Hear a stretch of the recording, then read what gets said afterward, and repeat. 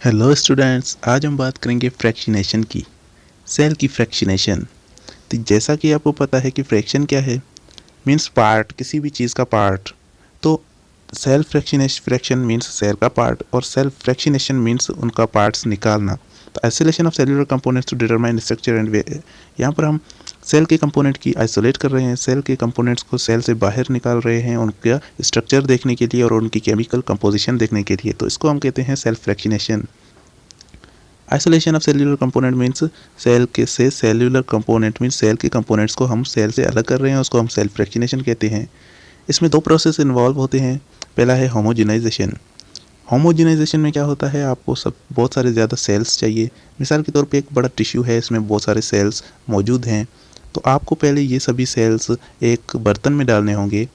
एक बर्तन में आपको ये टिश्यू एक बड़ा डालना होगा, फिर उसको सेल्स को क्रश करके उसमें मीन्स उसको एक होमोजेनाइज़र में डाल के, ऐसी एक मशीन होती है जिसमें हम उनको सेल्स को क्रश करके, उनको तोड़ फोड़ के मरोड़ के हम उसमें से सारे जो उनकी सेल मेम्ब्रेन को डिज़ोल्व करके हम उनके सारे कंपोनेंट्स को बाहर निकाल देते हैं। इसको कहते हैं होमोजेनाइजेशन, मीन्स सेल से सेल्यूलर कंपोनेंट्स को बाहर निकालना। तो अब ये हमारे पास ऐसा हो जाएगा टिश्यू सेल्स, मीन्स टिश्यू में से सेल्स भी अलग हो जाएंगे, और उसमें जो बहुत सारे सेल्स के जो कंपोनेंट हैं वो भी सेल से अलग हो जाएंगे। मतलब एक ऐसा मिक्सचर बन जाएगा जिसमें बहुत सारे माइटोकॉन्ड्रिया होंगे, बहुत सारे न्यूक्लियस होंगे, बहुत सारे राइबोसोम्स होंगे। तो ये सभी एक ही बर्तन में आ जाएंगे, तो इसको हम बोलते हैं होमोजेनाइजेशन।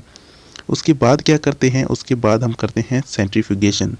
सेंट्रीफ्यूगेशन में मतलब उसको हम रोटेट करते हैं। ऐसा एक बर्तन होता है, इसमें हम ऐसे लगा के उसको हम ऐसे रोटेट करते हैं। हम जितना ज़्यादा रोटेट करेंगे उतने जो वो मटेरियल हैं, वो जो हार्डर मटेरियल हैं वो उसके नीचे आ जाएंगे, बॉटम में आ जाएंगे। तो इसको ऐसे प्रोसेस को हम कहते हैं सेंट्रीफ्यूगेशन।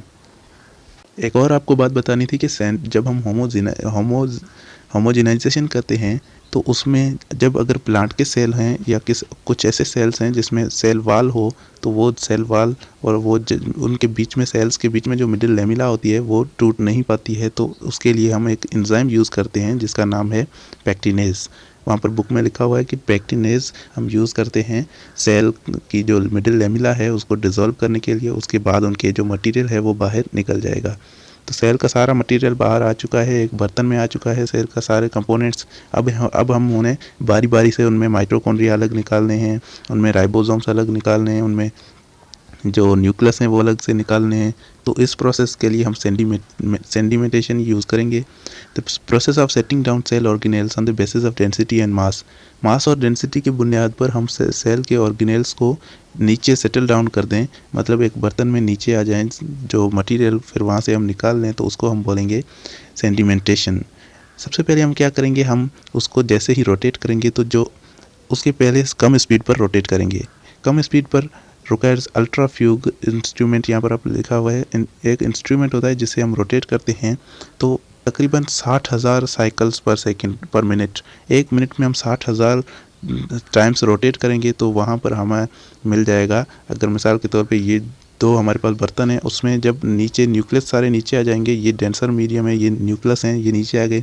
उसके बाद हम जो रेयर बचेगा पार्ट उसको हम निकाल कर इसमें डाल देंगे, और ये यहाँ पर आ जाएगा। हमारे जो न्यूक्लियस हैं वो हमें मिल जाएंगे अलग से, तो उसमें से हम न्यूक्लियस की स्टडी कर सकते हैं।